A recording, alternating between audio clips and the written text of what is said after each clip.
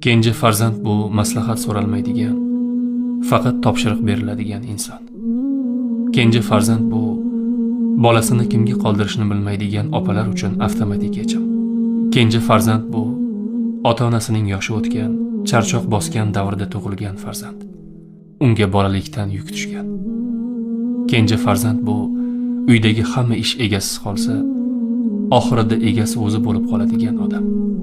Kenja farzand bu fikr bildirsa, sen yoshsan deb eshitilmaydi.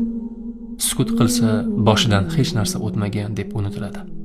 Kenja farzand to'yida ota-onasi mehmonlarni quchoqlab kutib oladigan emas, qo'llari titrab, kursida sokin o'tiradigan yoshda bo'ladi. Kenja farzand o'zining shaxsiy rejasi bo'lmaydi.